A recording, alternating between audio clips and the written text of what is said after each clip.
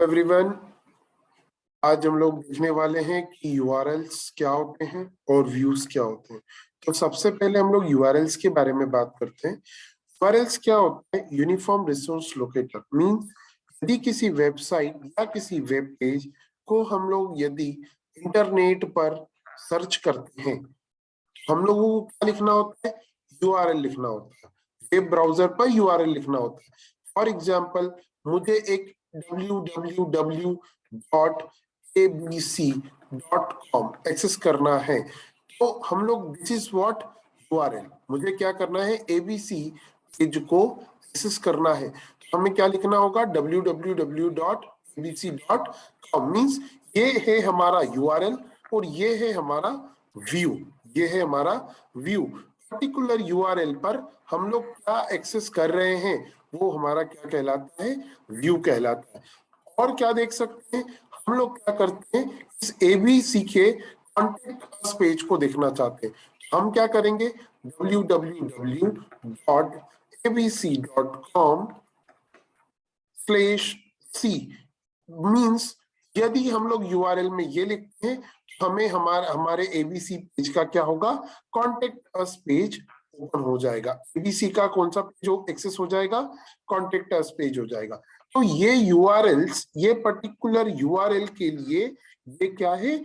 View है। तो हम ये यूआरएल और ये व्यू जेंगो में भी क्रिएट कर सकते हैं, और जेंगो में क्रिएट करने के लिए बहुत ही आसान तरीका है। लिए हम लोग क्या करते हैं? वीएस कोड पर इसे देखते हैं कि किस तरीके से क्रिएट किया जा सकता है। तो हम लोगों ने ये हमारा वीएस कोड ओपन कर लिया है। अब हम लोगों को क्या करना है? यहाँ पर आप लोगों को दो चीजें दिख रही होगी मेन, जो कि है, हम लोग देखते हैं ये प्रोजेक्ट में हमारे मेन प्रोजेक्ट की फाइलें दिख रही है और एक ऐप दिख रही है जो कि हमने प्रोजेक्ट के अंदर बनाई हुई है। ठीक है, अब हम क्या करना चाहते हैं? इस project, this is main project. Okay, यहाँ पर यूआरएल्स दिया हुआ है। हम लोग ये यूआरएल्स, जब भी कोई यूआरएल्स डालते हैं तो सबसे पहले वो यहाँ पर जाएगा। बट हम लोग क्या चाहते हैं? हमने इस प्रोजेक्ट के अंदर एक ऐप बनाया है, तो क्यों ना हम इस ऐप में ही यूआरएल फाइल बनाए। तो हम क्या करते हैं? इस ऐप में एक यूआरएल फाइल को क्रिएट कर लेते हैं। हम लोगों ने यहाँ पे urls.py नाम का एक पाइथन का फाइल क्रिएट कर लिया। अब हमें क्या करना है? इस फाइल को प्रोजेक्ट यूआरएल्स फाइल में ऐड करना है। हम लोग क्या करना है? ऐड करना है, इंक्लूड करना है। हम लोगों ने प्रोजेक्ट की यूआरएल फाइल को ओपन किया और यहाँ पर इंक्लूड कर दिया। क्या कर दिया? एक पैकेज इंक्लूड करवाया।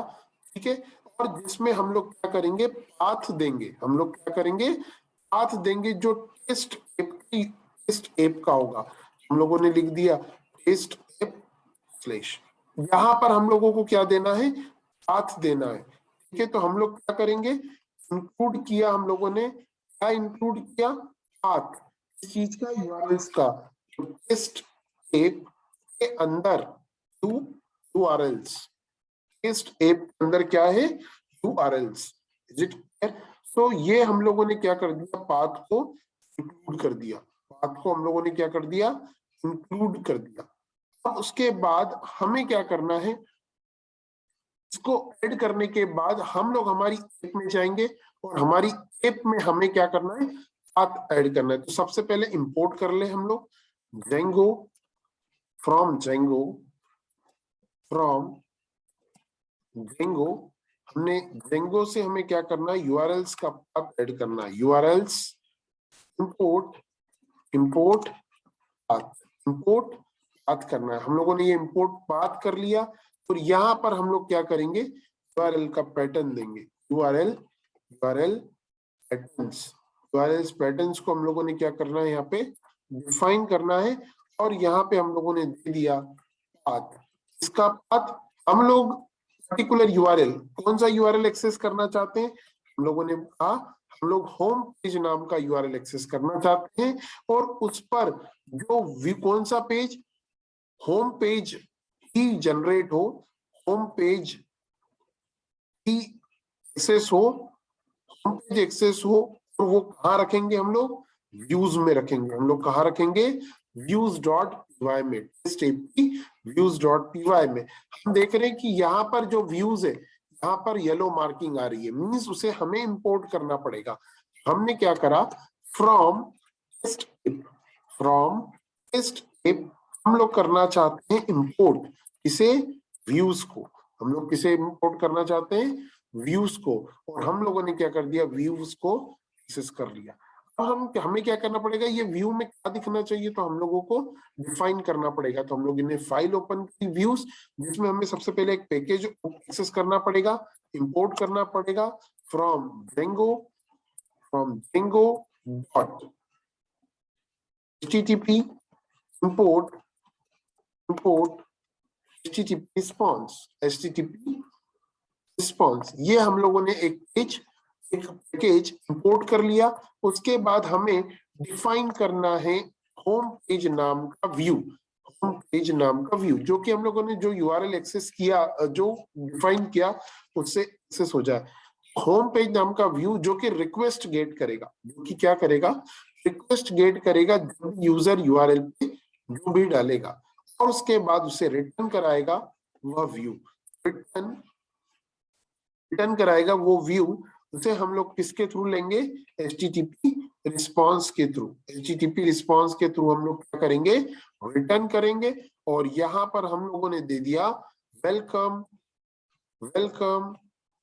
To web development world.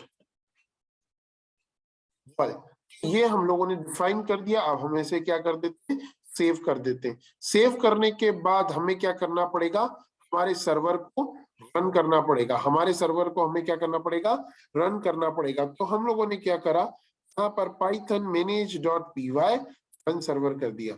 जैसे ही हम लोगों ने रन किया, यहाँ पर एक हमें लिंक मिल जाएगी, और लिंक को हम लोगों ने एक्सेस किया। हमें क्या आ रहा है, जो हमारा मेन प्रोजेक्ट में सिर्फ 2 ही यूआरएल है, क्योंकि एक उसमें एप का है। हमने कहा डिफाइन किया है, हमारे एप में हम लोगों ने टेस्ट एप लिखा, उसमें हमने होम पेज लिखा है। जैसे ही हम लोगों ने इस पे क्लिक किया, हम लोगों को हमारा जो भी हमने HTTP का रिक्वेस्ट व्यू जनरेट किया था होम पेज का, वो हमें देखने को मिल रहा है। ठीक है, तो आप, आई होप आप लोगों को समझ में आया होगा। और यदि नहीं समझ में आया है तो आप हमारे वीडियो को पॉज करिए, फिर बैक करिए, और फिर से प्ले करिए, और आप बार बार ये प्रोसेस रिपीट करते रहिए जब तक आपको समझ में नहीं आता, और प्रैक्टिकल भी इंप्लीमेंट करिए। साथ साथ में करने से ज्यादा अच्छे से क्लैरिटी आएगी आप लोगों में। So thank you very much students.